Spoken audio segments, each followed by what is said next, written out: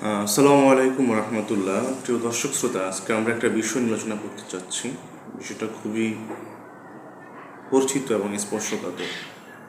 আমাদের মনে এমন একটা প্রশ্ন আসতে পারে যে একজন অমুসলিম তিনি জান্নাতে যাবেন না যদি তিনি ভালো কাজ করে থাকেন, আর অপরদিকে একজন মুসলিম ঈমান থাকা অবস্থায় মৃত্যুবরণ করলে অবশ্যই জান্নাতে যাবেন,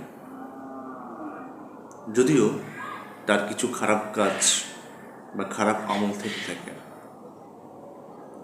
তাহলে প্রশ্ন হতে পারে না যে অমুসলিমের যে ভালো কাজগুলো রয়েছে তার প্রতিদান সে কী পেল, সে কেন জান্নাতে যাবে না? এর উত্তর হচ্ছে, একজন অমুসলিম মানে অবাধ্য।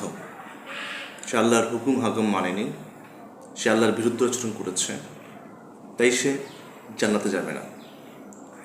আমরা বিষয়টা ভেবে চিন্তা করতে পারি। ধরুন একজন সন্তান তার পিতামাতার সাথে খারাপ আচরণ করে, খারাপ ব্যবহার করে, এবং সে তার সন্তানকে এই সন্তান তার মাতাকে বৃদ্ধাশ্রমে পাঠিয়ে দিতে চায়। এই সিচুয়েশনে পিতামাতা কি তার সম্পত্তির ভাগ দেবে সন্তানকে, বা সম্পত্তির অংশ দেবে সন্তানকে? অবশ্যই না। সন্তানকে তারা তাদের সম্পত্তির অংশ দেবে না, কারণ তারা বুঝতে পেরেছে যে এই সন্তান তাদের ভবিষ্যতে কখনোই মূল্যায়ন করবে না। একজন পিতামাতা যখন তার আপন সন্তানকে যখন জানতে পারে এই সন্তান ভালো না খারাপ, তাদের সামান্য সম্পত্তির অংশ দিতে চায় না, সেক্ষেত্রে মহান স্রষ্টা কীভাবে, যে ইমানদার নয়, যে ইসলাম ধর্ম গ্রহণ করে নেয়, যে আল্লাহকে বিশ্বাস করে নেয়, আল্লাহর হুকুম আহকাম মানে নেয়, আল্লাহ তাহলে কীভাবে পারেন একজন অমুসলিমকে জানাতে দিতে?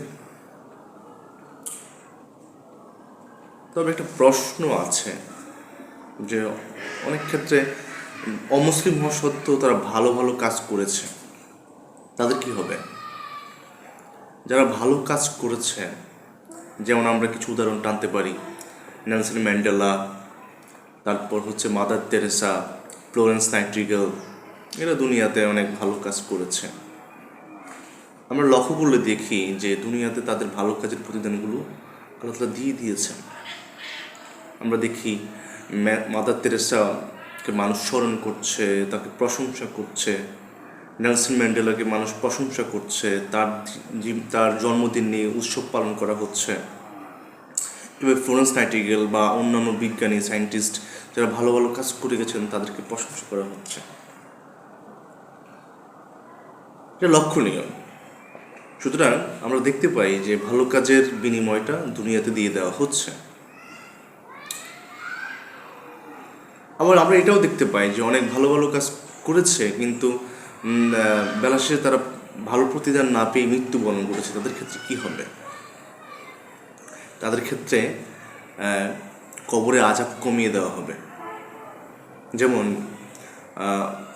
আবু তালিব নবীজির চাচা ছিলেন, নবীজিকে লালন পালন করার জন্য, নবীজিকে ভালোবাসার জন্য তার কবরের আযাবটা আল্লাহ তাআলা কমিয়ে দেবেন। ঠিক তেমনিভাবে আমরা বলতে পারি, যারা দুনিয়াতে ভালো কাজ করেছে, অমুসলিম থাকা অবস্থায় মৃত্যুবরণ করেছে, দুনিয়ায় তার প্রতিদান পান নাই, তাদেরকে নিশ্চয়ই আল্লাহ তাআলা কবরে আযাব কমিয়ে দেবেন ইনশাআল্লাহ।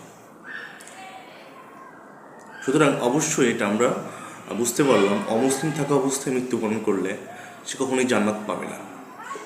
তার ভালো কাজের প্রতিদানগুলো দুনিয়াতে দেওয়া হবে, নয়তো আখিরাতে আযাব কমিয়ে দেওয়া হবে। আর মুসলিম অবস্থায়, ঈমান থাকা অবস্থায় মৃত্যুবরণ করলে সে জান্নাতে যাবে, যদিও সে আযাব ভোগ করে থাকে। আল্লাহ আমাদেরকে সবাইকে মুসলিম অবস্থায় মৃত্যুবরণ করবার জন্য কবুল করুন। আমিন।